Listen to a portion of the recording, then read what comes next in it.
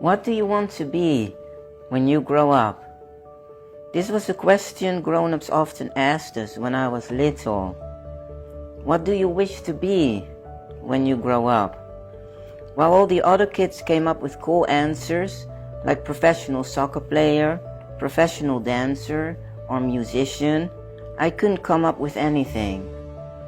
The only thing I could think was, how can you think so far ahead, while the present is such a struggle already? As a matter of fact, this question, what do you want to be when you grow up, was one among the very few questions I could even understand. As an autistic person, I struggled a lot with understanding language and with expressing myself with words as well. Of course, like all the other kids, I did have wishes, but they were for a much nearer future. I wished to not be shouted at and ridiculed by teachers, to not be such a misfit and to have some friends. I wished for a day to go by without being bullied, without being spat at, or being beaten up at school, and for a day to go by without being hurt by my stepfather and my stepbrother at home. All I wished for was to be okay and to not be so afraid all the time. I spent a lot of years of my life being afraid. I didn't understand anything around me, and I didn't know how to communicate or how to socialize. I went through every single day by mimicking others for many years. Even though everything I said and did was just copied, I slowly made it my own, until into my 20s I gradually started to find my own words inside of myself. I can't say that everything was solved at that point in my life. I still struggled with many other aspects of my life. But being able to express myself better was the first step in the right direction. I would love to sit here and to say that I've made it, but I would be lying if I said I don't struggle anymore, and if I told you I don't have regular meltdowns. I would be fooling you if I said I don't have moments that I am just tired of trying to keep myself standing as an autistic person in this neurotypical world. And if I said I'm never angry at my past and missing out of so many things others just take for granted, it just wouldn't be true. I don't see myself as a success story, nor as an example. But then again, we always tend to look at what we don't have instead of what we do.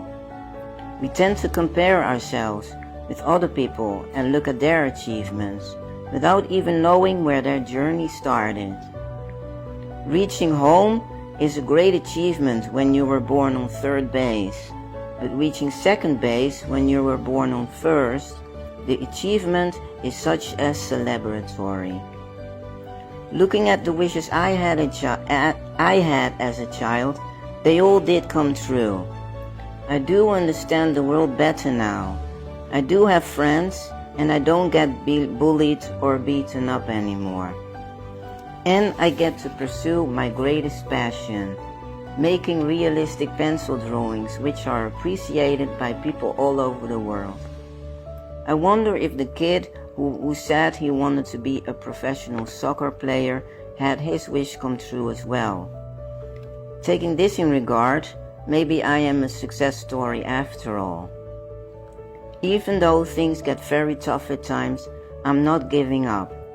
And the anger I have about my past also makes me 10 times more determined to have a successful present and future. Actually, I like to believe that the universe throws challenges at us for this very reason, to encourage us to keep on going and to keep on fighting, to keep our momentum going and to reach for something we truly want, rather than just standing still.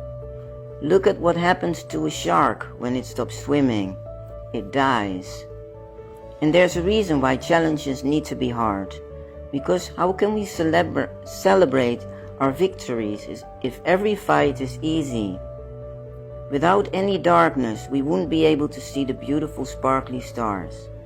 If every moment is filled with total bliss, how could we still appreciate it? As a person who's totally addicted to McDonald's, I'm pretty sure I wouldn't appreciate it as much anymore if I had it every single day. If we were exactly where we want to be in our lives, there would be nothing left to keep us alert and to keep us going. And I like to believe that this is just what happiness is, to be able to pursue happiness in the first place and to be able to have hopes and dreams. And the ultimate gift you can give yourself is to never give up. Make sure you reach through the darkness to see those beautiful sparkly stars.